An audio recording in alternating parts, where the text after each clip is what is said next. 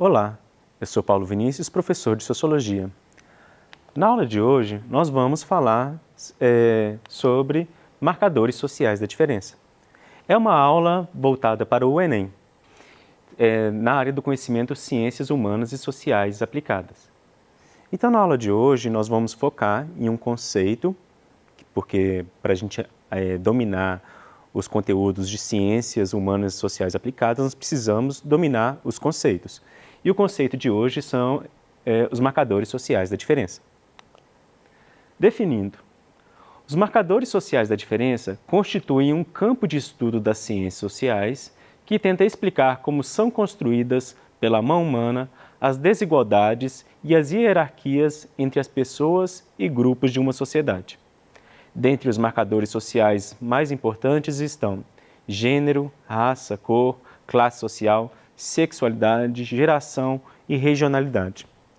Em um primeiro momento, nós vamos lembrar das nossas aulas sobre interseccionalidade, onde, para compreender a realidade de um grupo que existe no nosso país, na nossa sociedade, nós precisamos entender um conjunto de características e como essas características, em conjunto, influenciam no processo das desigualdades. Na aula de hoje, ao falar dos marcadores sociais, nós estamos focando em características que fazem com que as pessoas sejam consideradas diferentes, pois nós somos seres humanos, somos diferentes e isso é bom, porque isso faz parte da nossa identidade. Porém, quando as nossas características são usadas para identificar, intensificar as desigualdades, aí é algo que nós temos que problematizar. Ao relacionarmos essas classificações entre si, começamos a compreender qual o perfil de uma dada população, de quantas pessoas ela é composta, como são suas condições de vida, ou se existem problemas que atingem mais um grupo do que outro, por exemplo. Vocês, no dia a dia, ou já presenciaram ou já vivenciaram situações onde tiveram que responder questionários, onde é perguntado quem são vocês. Muitas vezes não pergunta o nome, mas pergunta a idade, seu gênero, classe social, a renda familiar, onde mora. Isso ajuda a traçar um perfil de quem é você e o que você representa num conjunto maior que é a nossa população brasileira, por exemplo. Então, nós vamos ter vários tipos de pesquisa, como o censo demográfico. Ele busca compreender o perfil da população brasileira. Ali vai ser traçado, por exemplo, o perfil econômico, social, a questão étnica, a faixa etária da população. Assim, uma administração pública, por exemplo, em nível nacional, estadual e municipal, utiliza desses dados para compreender melhor a sua população, para saber se ela está envelhecendo mais, se há muitas pessoas desempregadas, como que as mudanças que estão acontecendo no país estão afetando a vida da população. Com isso, pode-se pensar, por exemplo, na elaboração e na implementação de políticas públicas. Com isso, a gente vê que os marcadores sociais, quando eles são pensados do ponto de vista da identidade, eles ajudam a traçar um perfil da população brasileira e criar políticas públicas. Porém, quando as diferenças elas são usadas para denunciar as desigualdades, ou seja, as pessoas utilizam essas diferenças para discriminar, para ter preconceitos, aí nós temos um problema. Com isso, nós temos que questionar o modelo de sociedade que nós vivemos, por exemplo, um modelo econômico. O capitalismo, ele se utiliza desses marcadores sociais, não de uma forma crítica, mas para contribuir ainda mais para as desigualdades. Pois, se o capitalismo é um sistema econômico que explora a população a força de trabalho pensando no lucro, então ele não está preocupado com a identidade, no reconhecimento das identidades. Ele, por exemplo, enquanto sistema econômico, vai traçar perfis, características físicas que podem ser traçadas como mais belas, como mais socialmente aceitas, vão criar um tipo de beleza e fazer com que a população busque cada vez mais um modelo de beleza desejado, fazendo com que tenham problemas de autoestima, que aumentem o consumo. Então, nós temos que criticar essa forma de tratar as identidades e questionar os marcadores sociais quando eles vêm como algo para aumentar as desigualdades. Então, nós temos que lembrar o seguinte: nós somos diferentes, mas as nossas diferenças não podem nos tornar pessoas desiguais. Então, nós vamos ter os coletivos diversos. Então, os coletivos diversos, eles interrogam: quem são os coletivos diversos? Os coletivos diversos são esses grupos que se reconhecem com determinadas características e passam a ocupar determinados espaços nos quais antes eles estavam privados de permanecer.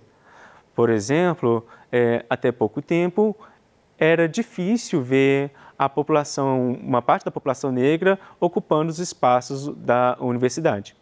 Então, os coletivos diversos, eles passam a ocupar. Então, a universidade agora, ela já não é mais um espaço apenas para uma classe média de pessoas brancas que são socialmente privilegiadas no nosso modelo de sociedade. E quando os coletivos diversos, ou seja, esses grupos passam a ocupar, eles se organizam e utilizam da sua identidade para se organizar, ou seja, aí nós temos uma identidade de resistência, que é quando um grupo que estava socialmente discriminado, ele se reconhece como grupo, ele se organiza e quer ocupar os espaços, quer se evidenciar, então isso incomoda. Quando a gente vê esses grupos sendo discriminados anteriormente, a gente via que uma parcela da população não se incomodava com as discriminações sofridas. Mas a partir do momento que os coletivos eles se organizam e querem ocupar os espaços, eles querem ter voz, querem ter vez, então uma parcela da população que antes estava privilegiada começa a ficar incomodada. E isso vai trazer várias discussões. Então, quando a gente fala, por exemplo, dos marcadores sociais, nós vamos questionar, por exemplo, da forma como os corpos são controlados. Então, nós vamos ter os marcadores de gênero, então, como mulheres, homens serão tratados pela sua condição de ser homem ou mulher na nossa sociedade. Então, vai se esperar determinados comportamentos. Então, esses marcadores sociais, eles vão ser analisados, eles vão ser tratados de forma diferente em vários momentos históricos. Porém, eles surgem para evidenciar uma situação que está acontecendo. No caso, que é importante evidenciar os preconceitos que são reforçados por causa de estigmas, por exemplo. Então, o controle dos corpos, ele vai falar como uma mulher deve se comportar, como uma pessoa homossexual deve se comportar em relação a pessoas heterossexuais. Então, a gente vê que vão surgindo conceitos, vão surgindo palavras para definir as pessoas, de acordo com as suas características. Então, por exemplo, pensando na orientação sexual, que faz parte da identidade, que é algo pessoal. Mas a nossa sociedade ela vai separar socialmente pelo comportamento afetivo das pessoas, se elas se relacionam com pessoas do mesmo sexo biológico ou do sexo oposto. Então, vai tratar algumas pessoas como homossexuais ou como heterossexuais. E com isso vai criar comportamentos que são esperados por essas pessoas. Então, os marcadores sociais da diferença, eles evidenciam esse controle que a sociedade faz em relação às pessoas. Então, quando a gente fala desses marcadores, a gente pode pensar em várias possibilidades de narrativa, de abordagem. E vamos tentar identificá-las nas questões do Enem, porque elas não vão aparecer explicitamente como um marcador social da diferença. Então, vamos analisar algumas questões do Enem, por exemplo. No Enem de 2021, na questão 50, nós tivemos 2 textos. O texto 1 diz o seguinte: nunca se soube tanto da vida e aparência dos outros, graças à postagem e ao compartilhamento de imagens. Uma comissão parlamentar britânica constatou que meninas de até 5 anos de idade já se preocupam com o peso e aparência. Outro sintoma do problema, segundo um relatório da comissão, foi o aumento das taxas de cirurgia plástica no país de cerca de 20% desde 2008. Então, aí a gente vê uma situação do sistema capitalista que ele cria modelos de beleza, padrões de beleza, que tem prejudicado, inclusive, meninas desde os 5 anos de idade. E também mostra a exposição do corpo para uma aceitação social, no caso, as mídias sociais, nas redes sociais. O texto 2. Toda a vida das sociedades nas quais reinam as condições modernas de produção se anuncia como uma imensa acumulação de espetáculos. Tudo que era diretamente vivido se esvai na fumaça da representação. Então, aqui nós temos uma questão voltada para o consumo, ou seja, nossa exposição está pensada para o consumo público.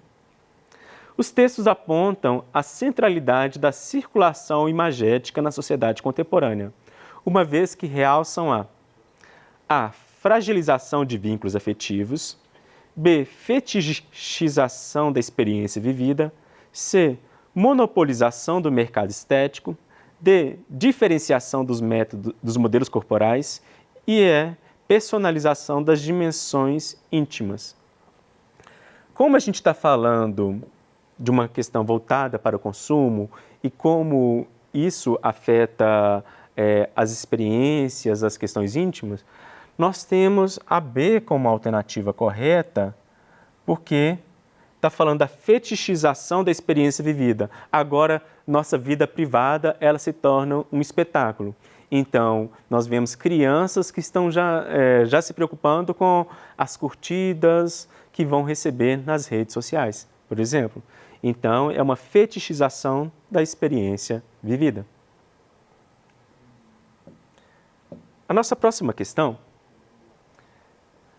é a Declaração de Salamanca, de 1994, que diz assim: acreditamos e proclamamos que toda criança tem direito fundamental à educação e deve ser dada a oportunidade de atingir e manter o nível adequado de aprendizagem.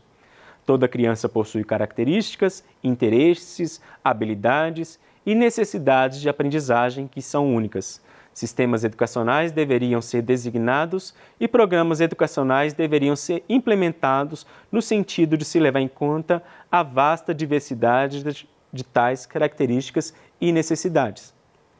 Como signatário da declaração citada, o Brasil comprometeu-se com a elaboração de políticas públicas educacionais que contemplem a alternativa A, criação de privilégios, B, contenção dos gastos, C, pluralidade dos sujeitos, D, padronização do currículo e E, valorização da meritocracia.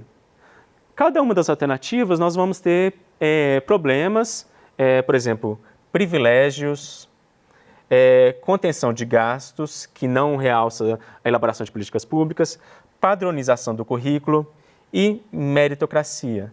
Essas palavras não valorizam a diversidade. Então, se no nosso texto nós temos toda criança possui características, então aqui está falando da pluralidade dos sujeitos. Okay? Então vamos observar o texto que ele nos dá dicas também para a nossa resposta.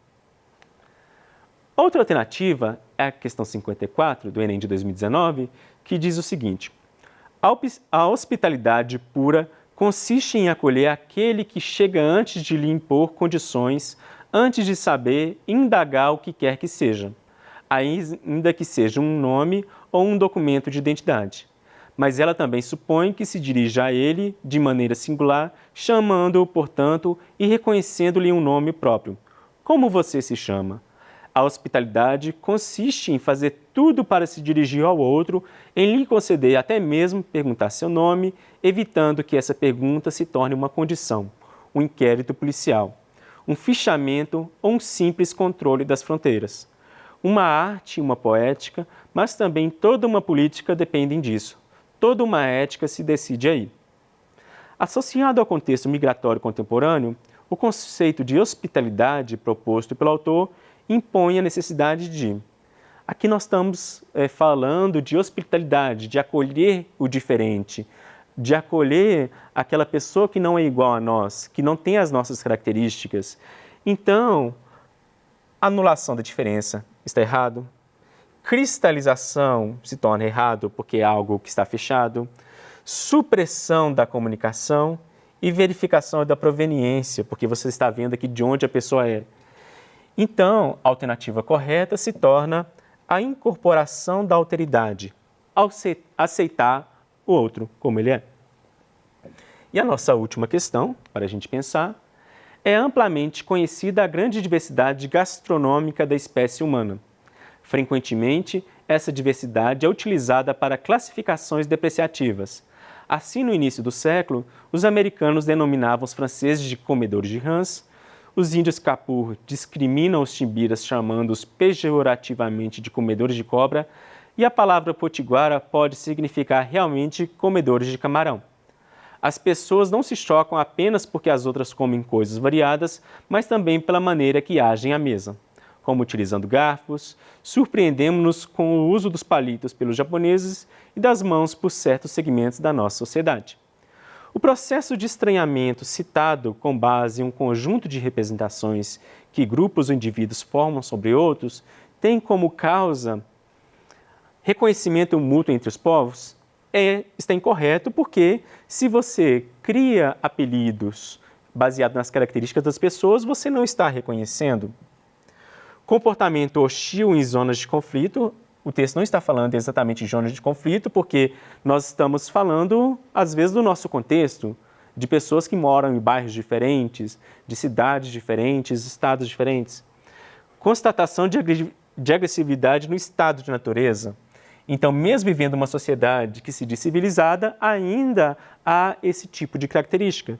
E transmutação de valores no contexto da modernidade. Não é que os valores mudaram. A nossa sociedade tem determinados valores, mas continua perpetuando essas práticas. Então, a nossa alternativa correta aqui seria o etnocentrismo recorrente entre populações, onde nós vamos julgar o outro a partir das suas características. E se a gente pensar na questão anterior, não se reconhece a alteridade.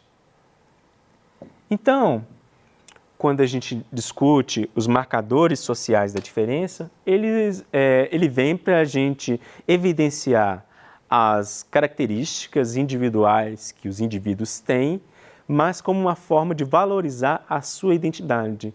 E não devemos usar isso para reforçar as desigualdades existentes. Então, é importante que vocês pesquisem mais, tentem relacionar essa realidade com outros conceitos como identidade, como interseccionalidade, e assim vocês terão mais condições de fazer uma prova mais tranquila. Então, nos vemos na próxima aula. Obrigado.